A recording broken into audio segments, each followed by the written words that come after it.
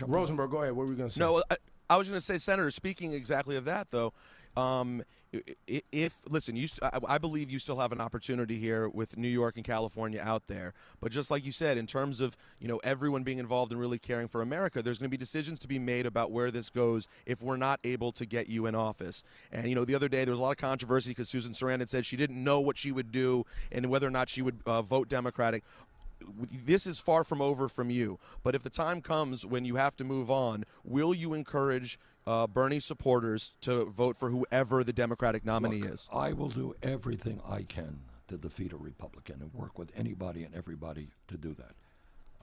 The Republican agenda, it's an unbelievable agenda. It is tax breaks for billionaires. It is cuts to Social Security, Medicare, Medicaid, education. Kids are struggling to get an education right now. They want to cut federal aid to education. So I will do everything I can to make sure that a Republican is not in the White House. Bernie, we talked about Obama, Mr. Sanders, and Senator Sanders. Do you approve of his presidency when you look back on what Obama's done? Because a lot of people try to discredit the work Obama's done. Right. What's your opinion? I think he has done an extraordinarily good job, but I have disagreements with him. Of course. And here's the point. First of all, he's a friend. He came to Vermont in 2006 when he was still in the Senate to campaign for me. And that was very helpful to me, and I've campaigned for him in his 2 elections. People forget, Ibrahim, what the world was like when he came into office. All right? Remember what it was like? I do. Okay. We were losing 800,000 jobs a month. That is unbelievable. So we were hated around the world. That's right. Everyone hated. That's right. You got the war in Iraq and everything else. Yep. All right, but just look at the economy. Republicans complain we're only growing the economy by 200,000 or 300,000 jobs a month.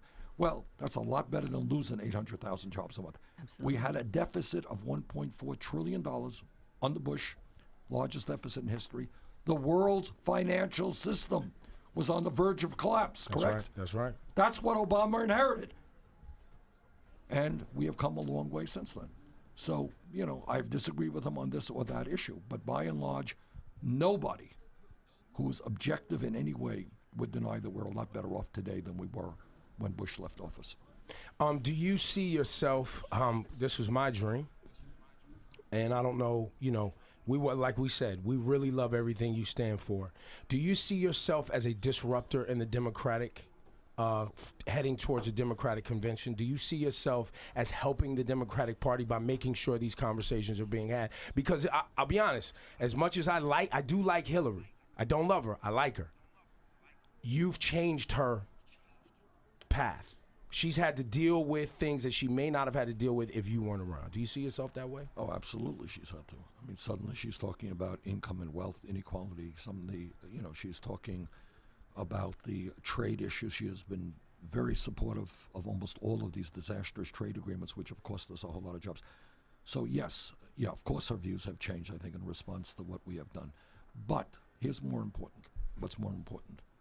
We are opening up the Democratic Party now to millions of young people and working class people who had either given up on the political process or had never voted in their lives. You go to some of our rallies. If you were out in South Bronx just last night, you would have seen all kinds of people. All walks of life. All walks ages. of life. Black, white, Latino, you name it. We're there saying, you know what? We want to participate in the political process. We want to make this country a better place. And that is rejuvenating the Democratic Party in a significant way. Senator Sanders, you did not go to the AIPAC conference, which I thought was it was impressive and bold. Obviously you didn't want to go there and repeat the same things that everyone else is going to say that you don't believe. Would it have been more impactful for you to go and say to them directly that you believe the United States should be an honest broker? Right. What exactly were your feelings in missing AIPAC, and what would you have wanted to say, Peter, as far as Israel goes? Peter, the only reason I did not go, when I disagree with people, I like to be in the room and telling them my disagreements. Problem was we were running, we had 3 caucuses in the West, in Utah and in Hawaii, and in Washington. So I had to spend a lot of time out there. But in fact, we did a press event talking about the speech that I would have given. And your point is well taken. Look, I am a very strong defender of Israel. Israel has an absolute right to live in peace and security and not have to deal with terrorist attacks. But the United States also has got to recognize that the Palestinian people are human beings as well. That Gaza right now is a disaster, unemployment off the charts, their homes, their hospitals wrecked. So we need to pay attention to the Palestinians as well, and we have to do everything that we can, which is not easy stuff, to bring people to there. There are good people on both sides. Let us do everything we can to bring peace to that region. Senator Sanders is here, Ebro in the morning. It's a pleasure to just have this conversation openly with you. We appreciate all the work you're doing for young people, for people from all ethnic backgrounds. Can you speak on taxes? Your tax plan? If you're in certain income brackets, is that, I know it's detailed on your site for people who want to go even farther and understand how the money's going to move. Can you talk about taxes, who gets taxed what, and et cetera, et cetera? Absolutely. At a time when we have massive levels of income and wealth inequality, we will raise taxes on the wealthiest people in this country and also on large corporations. Right now, Ebro, you have a situation where profitable corporations making billions of dollars a year in taxes sometimes do not pay making billions of dollars a year in profits. Pay zero. Pay zero in taxes. That doesn't make it. They stash their money in the Cayman Islands, in Bermuda. They avoid taxes completely. We're going to end that. And by the way, by ending that tax loophole, we raise $100 billion a year. We put that into rebuilding our infrastructure. That's the Flint, Michigan water system. That's Newark, New Jersey water systems. Bridges, roads, schools. We can put 13 million people to work with a $1 trillion investment. But is there a number? Is it, if you make above this number, you're going to get taxed X? Have you broken it down that far? Yeah. I want to get I don't want to misspeak here. Let me not say it. We are going to raise, only because I don't have it in front of me. We are going to raise taxes for the wealthiest people in this country. No ifs, buts, and maybes about it. Got it. Bernie, how much free Ben and Jerry's do we get?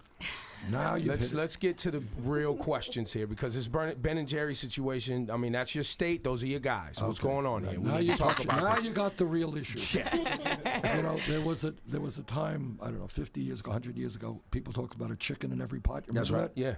Well, now we're talking about a Ben and Jerry. Every fridge. You got Ben and Jerry's in every refrigerator. On my way to victory or what? There we go. Let's do it. Get down here. Register to vote if you're not registered. Listen, Bernie Sanders, it's great talking to you, sir. My pleasure. And do you have, before we let you walk out of here, your state, I believe, is a medicinal state or a recreational state, Vermont? We have decriminalized marijuana. And by the way, that is an issue we didn't get into today. Yeah. I have legislation that would take marijuana out of the Federal Controlled Substance Act. It should not be a federal offense. It should not. No, it should not. And then that'll allow the local states to make their decisions themselves. You got it. There you go. Senator Bernie Sanders. Make sure you Woo! out to register. The New York primary is April 18, yes? 19. April 19. So I'm a registered independent, so I'm not, but if you're there, if you're our guy, you got my vote.